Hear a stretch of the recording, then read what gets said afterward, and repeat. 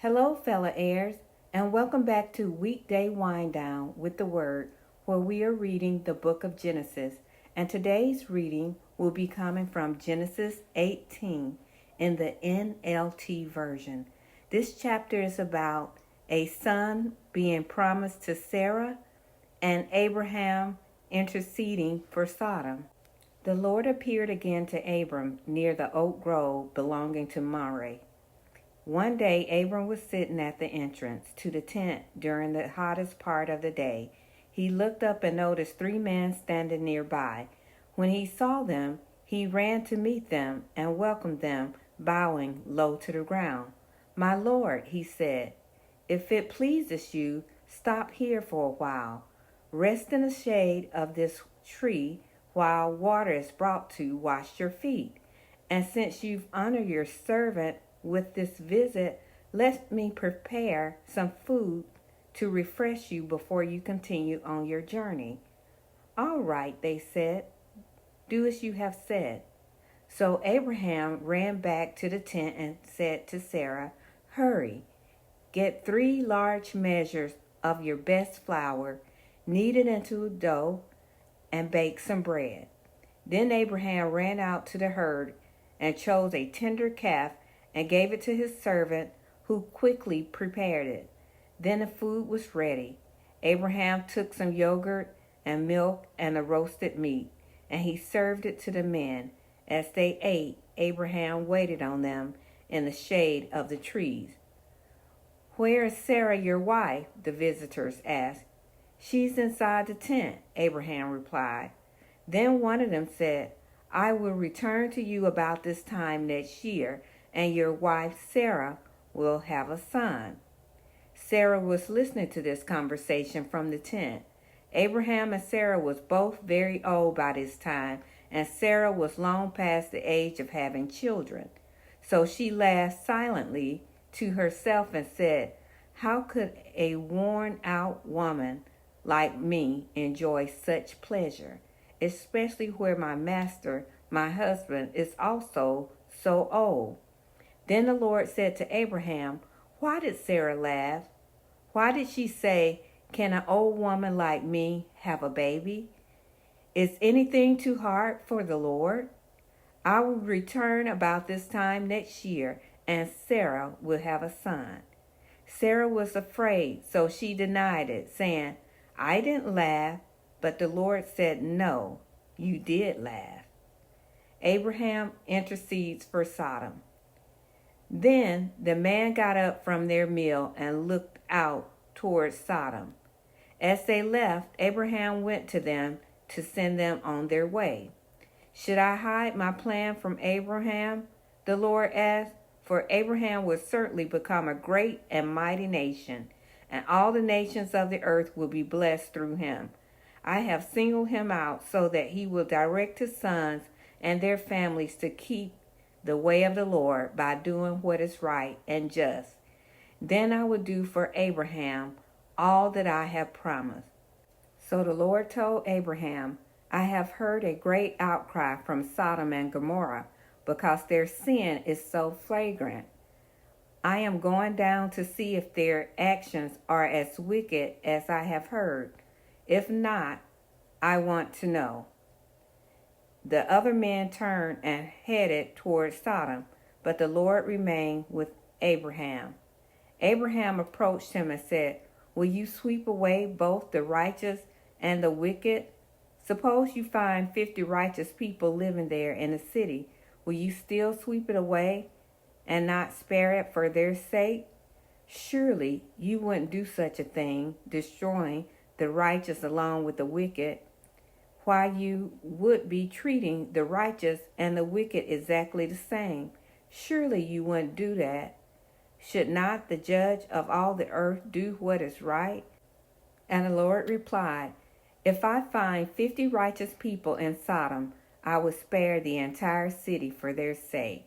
Then Abram spoke again, "Since I have begun, let me speak further to my Lord, even though I am but dust and ashes. Suppose there are only 45 righteous people rather than 50. Will you destroy the whole city for lack of 5? And the Lord said, I will not destroy it if I find 45 righteous people there. Then Abraham pressed his request further. Suppose there are only 40. And the Lord replied, I will not destroy it for the sake of 40. Please don't be angry, my Lord, Abraham pleaded. Let me speak. Suppose only 30 righteous people are found. And the Lord replied, I will not destroy it if I find 30. Then Abraham said, Since I have dared to speak to the Lord, let me continue. Suppose there are only 20. And the Lord replied, Then I will not destroy it for the sake of 20. Finally, Abraham said, Lord, please don't be angry with me if I speak one more time. Suppose only 10 are found there. And the Lord replied, Then I will not destroy it for the sake of the 10. When the Lord had finished his conversation with Abraham, he went on his way, and Abraham turned to his tent.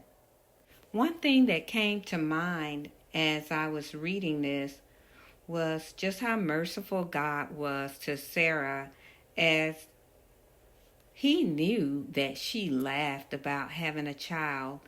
And it's almost like she didn't believe what God could do. And so it seems like God kind of took offense to her, but he was merciful to her. So that just goes to show how loving God is. I mean, even sometimes if we don't physically laugh at what the words say and what God has said to us verbally, or, in a word, or through your pastor, sometimes we still, our action is like we're laughing at him. Especially when we blatantly disregard his word, or we keep doing something over and over. I guess, it can kind of be like we're laughing at God, disregarding what he said, or it could just be you're honest that you're really trying to do right, but you just keep, it's wrong and you're struggling and your heart is to do right, but, it could be that, or it could be if you're just blatantly doing it, it's just like that's laughing in the face of God. But another thing that stood out to me is how Abram kept going back to the Lord and pleading with him and kind of like negotiating with the Lord. And that was something else too, how God was merciful to him. And but I think, I could really see the heart of Abraham, where he just didn't want city, he had compassion for Sodom and Gomorrah, so he didn't want the city to be demolished. And also he probably was thinking, was probably some good people in that city. So Lord, please don't, destroy it, because you're going to destroy the wheat and the tares, And so I can see that. But then I was also thinking, there's so many things going on in my mind as I was reading it, how he had the gall to go to God and say, kind of question him. And so, but then I thought, well, we kind of do that in prayer when we know somebody has been doing wrong, but they're facing consequences of their wrongdoing. But we pray for them anyway. And sometimes we pray for them to get out of that trouble, for them not to go to jail, or for them to be healed or whatever.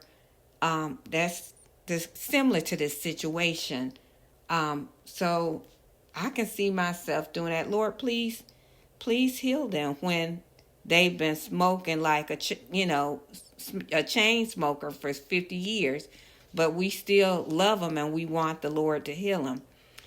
But anyway, that's just me. Tell me what you think. This was packed with a lot of stuff, so I still have things on my mind, but I'm running out of time. So please put some comments in this video below. And thank you for listening and watching, and have a blessed day. Bye.